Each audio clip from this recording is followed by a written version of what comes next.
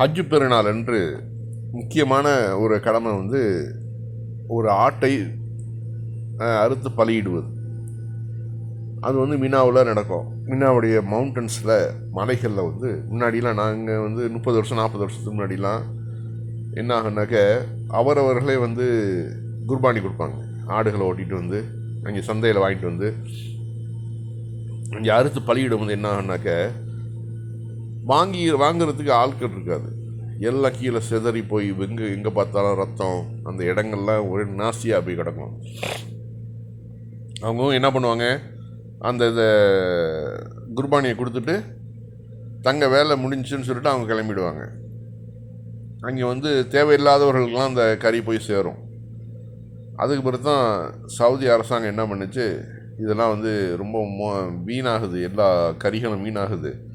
அதனால் ஹஜ்ஜுக்கு வரக்கூடிய ஒவ்வொருவரும் வந்து அந்த ஒரு ஆட்டோடைய விலை அன்னைக்கு மார்க்கெட் ரேட்டு என்னவோ அதை வந்து அரசாங்கம் சொல்லிடும், கவர்மெண்ட்டு.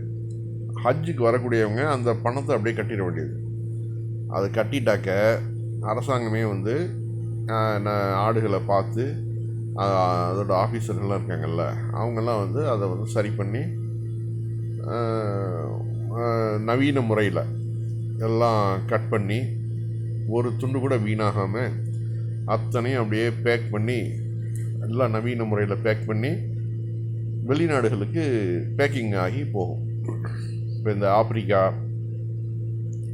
மற்றபடி ஆசிய நாடுகள்லாம் இருக்குல்ல, எல்லா நாடுகளுக்கும் சவுதி அரசாங்கம் இந்த ஹஜ்ஜு கறிகளை வந்து குர்பானி கறிகளை வந்து பேக்கிங் பண்ணி அனுப்புவாங்க. அப்போ அது வந்து எல்லாருக்கும் வந்து பயன்படுது. ஒரு துண்டு கறி கூட வீணாகாமல் போயிடுது. அதுதான் நம்ம இந்த வீடியோவில் பார்க்குறோம். எவ்வளோ ஒரு நல்ல ஒரு நீட்டான ஒரு ப்ராசஸ் பாருங்கள். எந்த ஒரு சிக்கலும் இல்லாமல் அந்த மக்களுக்கு, ஏழை மக்களுக்கு, அதாவது ஆடு அறுத்து குர்பானி கொடுக்குறான்னாக்கா அது வந்து யார் கடவுளுக்கு போய் சேருதா? கிடையாது. இறைவனுக்கு போய் சேருதா? அதுவும் கிடையாது. உங்கள் ரத்தமோ எதுவுமே என்ன வந்து சேர்றது இல்லைங்கிறான் இறைவன். உங்களுடைய இறை நம்பிக்கை மட்டும்தான் என்ன வந்து சேரும்.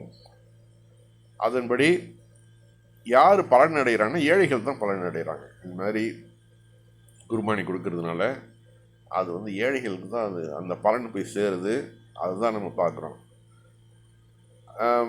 இதே மற்ற இடங்கள்லாம் நம்ம பார்க்குறோம், பலியிடக்கூடிய அந்த ரத்தங்கள் கறிகள்லாம் வந்து வீணாக தூக்கி எறிகிறதெல்லாம் நம்ம பார்க்குறோம். இறைவனுக்காக பலியிடக்கூடிய மற்ற மதங்களில் நடக்கிற காரியங்களை நம்ம பார்க்குறோம். ஆனால் இங்கே இந்த அரசாங்கம் இது அருமையான ஒரு சிஸ்டத்தை கொண்டு வந்தது. ஒரு 30-40 வருஷத்துக்கு முன்னாடிலாம் இது மாதிரியான சிஸ்டம் கிடையாது. அவர்கள் ஆட்டோ இழுத்துட்டு வந்து மலை மேலே வச்சு குர்பானி கொடுக்கறது தான் நடந்துக்கிட்டு இருந்தது. அதை வந்து அரசாங்கம், சவுதி அரசாங்கம் தடுத்து நிறுத்தி, ஏன்னா 10 லட்சம் பேர் வரும்போது 10 லட்சம் பேரும் வந்து குர்பானி கொடுத்தாங்கன்னா என்ன ஆகும்? அந்த ஆடுகள் கறியெல்லாம் வந்து இந்த நாசியாக போய் அந்த ஏரியாவே ஒரே ரத்த வாடை, ஒரு அருவருப்பாக இருக்கும். ஆனால் இப்போ பாருங்கள், எந்த ஒரு பிரச்சனையும் இல்லாமல் பெரிய ஒரு ஃபேக்ட்ரியில் எல்லா ஆடுகளும் உயிரோட ஆடுகள் கொண்டு வரப்பட்டு அது குர்பானியை அறுக்கப்பட்டு அதன் பிறகு ஒவ்வொரு துண்டுகளும் வந்து பேக்கிங் பண்ணி அதை வந்து வறிய நாடுகளுக்கு அனுப்பி வைக்கிறாங்க. அதுதான் நம்ம இந்த வீடியோவில்